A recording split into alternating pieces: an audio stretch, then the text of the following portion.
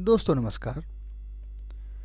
हम अपनी ज़िंदगी में बहुत से लोगों से ऐसा सुनते हैं कि कुछ कुछ लोग कुछ गंदी आदतों से, कुछ बुरी आदतों से परेशान होते हैं और बस उनका एक ही जवाब होता है कि मैं तो ये आदत छोड़ना चाहता हूँ परंतु छोड़ नहीं पा रहा।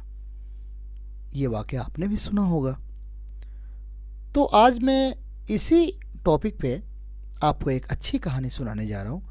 अगर आप भी या आपके जानने वाले कोई भी ऐसे इंसान जो किसी बुरी लत से परेशान हैं और वो नहीं छोड़ पा रहे हैं, तो मेरा विश्वास है कि ये कहानी सुनने के बाद आप उस आदत को बहुत ही आसान तरीके से छोड़ देंगे। तो नमस्कार दोस्तों, मैं हूँ आपका होस्ट और दोस्त आर्यन और आप सुन रहे हैं हिंदी कहानी आर्यन की जुबानी। तो आइए कहानी शुरू करते हैं। एक समय की बात है कि एक व्यसनी एक संत के पास पहुंचा और विनम्र स्वभाव से बोला, गुरुदेव, मैं इस शराब के लत से बहुत ही दुखी हो गया हूँ। इसकी वजह से मेरा पूरा घर बर्बाद हो रहा है, मेरे बच्चे भूखे मर रहे हैं, किंतु मैं क्या करूँ? मैं इस शराब के बगैर रह ही नहीं पाता। मेरे घर की शांति नष्ट हो गई है। कृपया आप मुझे कोई सरल उपाय बताएं जिससे मैं अपने घर की शांति फिर से पा सकूं। गुरुदेव ने कहा, जब इस आदत से तुमको इतना ही नुकसान होता है तो तुम इसे छोड़ क्यों नहीं देते? व्यक्ति ने बोला, पूज्य श्री, मैं शराब को छोड़ना चाहता हूँ, पर यही मेरे खून में इस कदर समा गई है कि मुझे छोड़ने का नाम ही नहीं ले रही है। फिर गुरुदेव ने हंसकर बोला, ठीक है, कल तुम फिर आना, मैं तुम्हें बता दूंगा कि शराब को कैसे छोड़नी है। दूसरे दिन ठीक निश्चित समय पर वह व्यक्ति महात्मा के पास पहुंच गया। उसे देख महात्मा झट से खड़े हुए एक खंबे की ओर गए और उसे कसकर पकड़ लिया।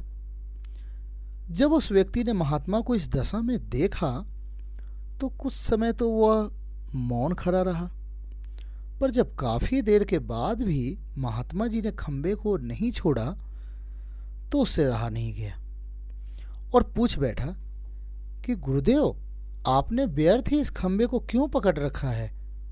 गुरुदेव ने बोला, वत्स, मैंने इस खंबे को नहीं पकड़ रखा है, यह खंबा मेरे शरीर को पकड़े हुए है।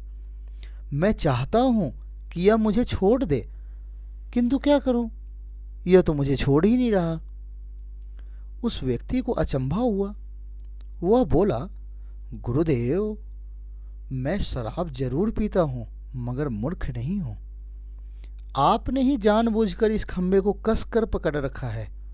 यह तो निर्जीव है, यह आपको क्या पकड़ेगा? यदि आप दृढ़ संकल्प कर लें तो इसी वक्त इसको छोड़ सकते हैं। गुरुदेव बोले, नादान मनुष्य, यही तो बात मैं तुम्हें समझाना चाहता हूं कि जिस तरह मुझे खंबे ने नहीं बल्कि मैंने ही उसे पकड़ रखा था, उसी तरह इस शराब को तुमने नहीं पकड़ा है, बल्कि सच बात तो यह है कि तुमने ही शराब को पकड़ रखा है। तुम कह रहे थे ना कि यह शराब तो मुझे छोड़ ही नहीं रही, जबकि सत्य बात तो यह है कि तुम अपने मन में यह दृढ़ निश्चय करते ही नहीं। अगर तुम इस अपने मन में दृढ़ निश्चय कर लो कि मुझे इस आदत का त्याग अभी कर देना है, तो इसी वक्त तुम्हारी जो शराब पीने की आदत है वह छूट जाएगी। शरीर की हर क्रिया मन के द्वारा ही नियंत्रित होती है और मन में जैसी जैसी इच्छा शक्ति प्रबल होती है, मन वैसा ही कार्य को सफल करता है। वह शराबी गुरु के इन अमृत वचनों से इतना प्रभावित हुआ कि उसने उसी वक्त भविष्य में कभी भी शराब न पीने का दृढ़ संकल्प किया। उसके घर में खुशियां वापस लौट आईं और वह शांति से जीवन यापन करने लगा। इस तरह हमें शिक्षा मिलती है कि जीवन में कोई भी ऐसी आदत नहीं जिसे एक बार ग्रहण किए जाने के बाद छोड़ा ना जा सके। अगर मनुष्य चाहे तो बड़ी से बड़ी बुराइयों का भी त्याग कर सकता है, परंतु बस यहाँ एक चीज की जरूरत होती है कि उस मनुष्य को दृढ़ संकल्प करना होता है। तो देखा दोस्तों, एक शराबी कैसे एक पल में ही पूरी जिंदगी शराब ना पीने का दृढ़ संकल्प किया और शराब की लत छूट गई, है ना। इसी वजह से इस कहानी से हमें ये सीख मिलती है कि कोई भी आपके अंदर अगर बुरी लत हो तो लत जो है वो निर्जीव है। वो ऐसा नहीं कि किसी सजीव वस्तु को वो अपने वश में करे। इसीलिए कोई भी आदत हो, अगर आप एक बार दृढ़ संकल्प करते हैं तो उसे बड़ी ही आसानी के साथ में छोड़ा जा सकता है।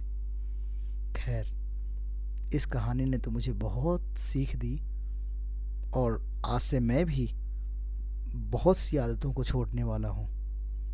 आप कौन सी आदतों को छोड़ना चाहते हैं और इस कहानी के बाद कौन सी आदतों को आप छोड़ रहे हैं, कमेंट बॉक्स में बताइए ना। और अगर यहाँ तक आपने कहानी सुनी है और मेरे चैनल पे नए हैं तो प्लीज़ सब्सक्राइब कर दीजिए ना। साथ ही बेल आइकन को प्रेस करना ना भूलें। और अगर कहानी आपको अच्छी लगी तो अपने और दोस्तों के साथ में इसे शेयर करें ताकि अच्छी जानकारी सभी तक पहुंचे। तो आज की कहानी मैं यहीं पे समाप्त करता हूं दोस्तों। फिर मिलेंगे कोई और अच्छी कहानी के साथ। तब तक दीजिए मुझे इजाज़त। धन्यवाद।